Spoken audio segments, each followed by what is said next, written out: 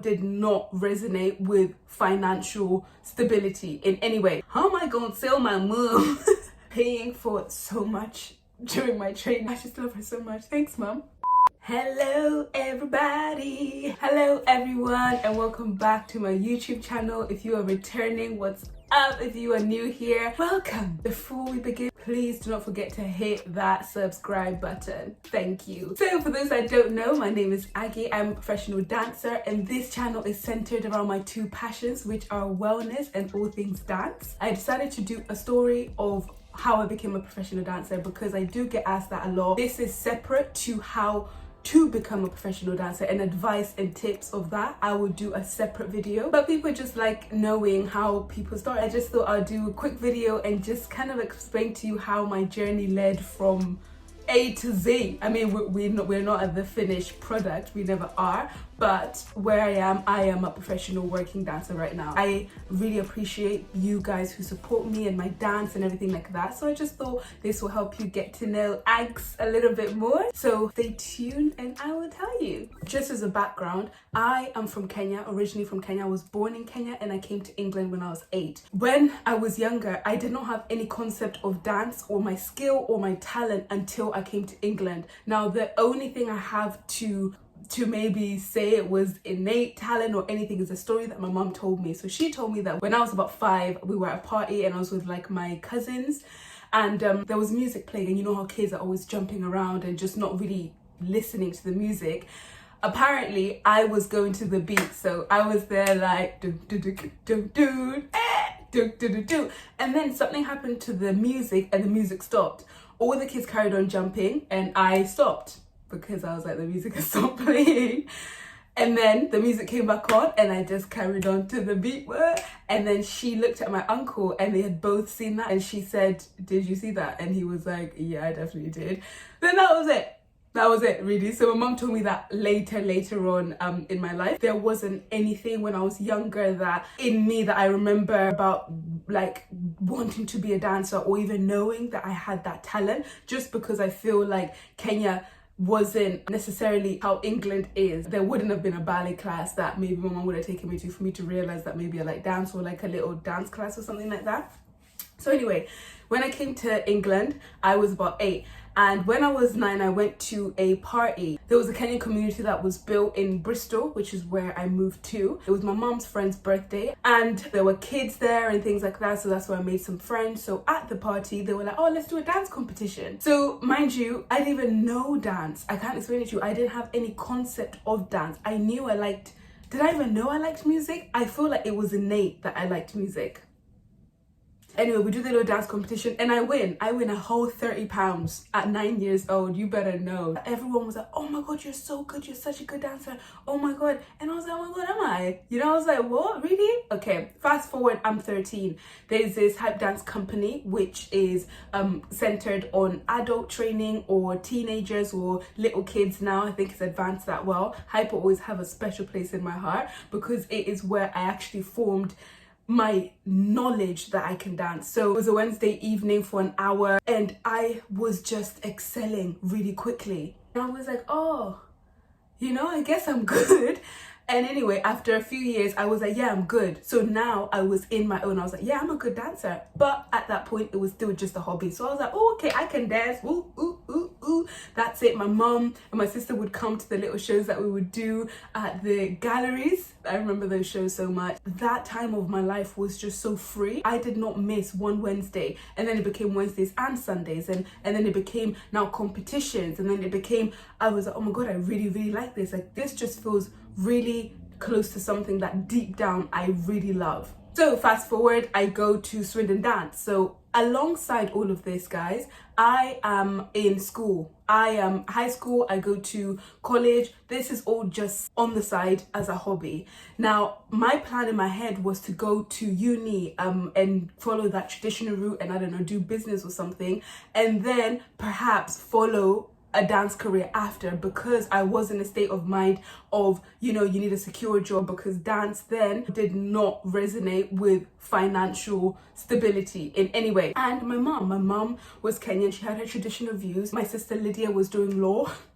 So what you gonna do, Ags? What you gonna do? And I wasn't even resisting that. I was very prepared to be like, yeah, like for sure, like this definitely makes so much sense. So when I got to college, it got down to doing your choices for university, and I was like, I don't want to do it. I was like, I don't want to do any of this. I don't. And I was having this epiphany like, oh my gosh, I don't want to go waste 3 years doing a business degree just to then follow my dance career. I just didn't want to do that. I feel like deep down I was trying to do that so that my mom could be happy. And then I sat with myself and I was like, okay, how are we going to do this, Ags? So I had a show coming up in Swindon, and my mom had never come to watch like a serious show. So she'd watch like the little street parties or something, but Swindon dance was like advanced urban training. So we were doing hip hop, house, popping, locking, like all Sundays, every Sunday. And because it was funded by the government, it was free training and we were getting reimbursed for travel. So really and truly, I wasn't inconveniencing my mom financially to do that, because I found you had to audition for it, but I found somewhere where they were really ready to advance me as a dancer. So when I realized, oh my god, okay, I don't want to do this, I want to go dance. And in terms of dance and uni, they're called vocational schools, which means you do 3 years of full-time training. That is ballet, jazz, contemporary, singing, acting. That like you are now literally molding yourself to be prepared to go out into the industry. I was like, how am I going to tell my mom? How am I going to tell my mom? I've always been good in school. What I did was continue the streak of school. I got my grades and I invited my mom to come and watch one of my shows, like my serious shows. I almost did that so that I can show her that being a dancer or going to pursue dance wasn't a cop-out. You know, it wasn't that I'm not smart. It wasn't that I'm not able to go to a university. It's just that literally this is what I want to do. So got my grades, and then she came and watched my show, and literally she's been my biggest fan since, guys. She was like, Aggie, I would never stop you from pursuing your dreams as long as you have a plan. And my mom, even now, it makes me emotional because she literally supported me so much. And I know it could have gone left. Like I could have just still pursued it and not made it in some way, but that her support pushed me. Her support pushed me so much. And she always says, like, parents, encourage your kids to do what they want. As long as they're good at it and as long as they have a plan, let them, because you want to see your kids happy. Hey, mom, woo! So to this day, I just get so welled up because of just how much she supported me and how much she ended up just being like my front, you know, cheerleader at every event, paying for so much during my training. And I just love her so much. Thanks, mum. Anyway, so I feel like she's a big part of how I got to believe in myself and how I got to where I am right now. The passion was in me, so maybe if she wasn't, I probably would have still done it, but it really helps when you've got support. Obviously, my sister has supported me from day one. She used to run from work to run to these to the galleries to record me. There's a lot of support behind me and I'm really grateful. So my mom says, yeah, cool. So I audition. Now it's time to audition and grind and actually be like, Aggie, you gotta do this now. So I audition. I didn't get in like anywhere my first time trying. That was a bit of a knockback, but I was like, it's okay. So what I did is I took a year out. It was a contemporary and ballet program at Swindon where my mom came to watch me. And what that would do, even my teacher said, it will prepare you. You can do your ballet, you can do your jazz so that you're ready for technique, because all I had been doing was hip hop, commercial, house, things that are very great, like, you know, good foundations, but they aren't what might get you in fully. Took a year out, auditioned again, I got in. I got into a place called Millennium, which was my first choice. However, I didn't get a scholarship. I got in and they were like, you're gonna have to pay full fees for your first year. There is a chance of getting a scholarship the second 2 years. But yeah, so I literally came to my mom, showing her the letter. I was like, Mom, I'm so glad that I got in, because that does mean that I'm on the right track, because I didn't get in last time. But the fees for the first year are £11,000 because it's not funded by the government, meaning it's a private institution, meaning you don't get student loan. So I was like, yeah, Mum, do you know, I'm just going to do another year at Swindon and I'll be ready next year and I'm going to get in with a scholarship. Mum was like, no. She was like, what if you do that and you don't get a scholarship? She was like, you're going to go, I'll figure it out. I will figure it out. Oh my God. Again, She has my back. 11,000 pounds. 11,000 pounds on top of everything that she had. She was like, we're gonna find a way. Then Lydia, my sister, my beloved sister, at that time she had just done her master's. And what she did, she said, I will take a year out. I will take a year out and work full time so that I can help you with your rent.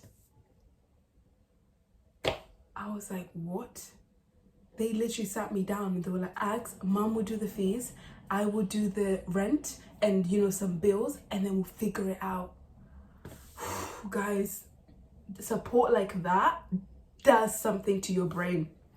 Cool. I was like, right now, Ags, you need to work your ass off. You need to get that scholarship, because at this point, sis, it did feel a bit of pressure, but I know there was only love. They didn't say you're gonna have to do this.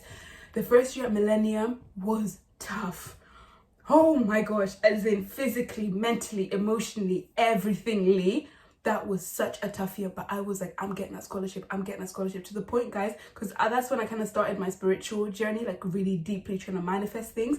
I wrote a fake letter to myself saying that I got a Dada. A Dada is a scholarship. It's called a Dance and Drama Award. I wrote a fake letter and I would read it every day because I was like, oh my gosh, please, I get it. And then I got a scholarship there for my next 2 years at Millennium Performing Arts. Oh my gosh, I remember the day I rang my mum, and I remember where I was, and I was like, Mom, are you sat down? And she was like, oh my god, let me sit down. And I told her, and she was so happy. I told Lydia, and it was just this joyous occasion. And it just, those are the moments where I feel built character in the dancer that I've become today. It's resilience. It's you have to keep going and you have to work hard. And that's a decision that you make. So yeah, my next 2 years were so much easier because now I could focus on dance. I could focus on just being the professional dancer I'm trying to mold myself into.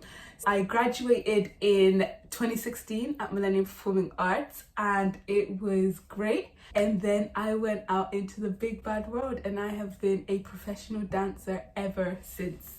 But yeah, that's it, guys. That is my story of how I became a professional dancer. If you've just started my channel, this is how you know me. This is how you kind of know the grind that's been there. And I started working even harder, because when you graduate, that's when you're out there with them big dogs. Yeah, I really hope you enjoyed. Thank you so much for watching this video. Don't forget to give it a thumbs up, a like, a comment, a share. Let me know what else you want to know. I have a lot of my dance videos on my Instagram, so be sure to check that out. That is aggie.nonsizi. I have my dance TikTok, Aggie the Dancer, and if you just want to laugh because I have a goofy side, it's Aggie Nonsizi on TikTok. So yeah, thank you for watching, and I will be sure to see you very, very soon. Bye.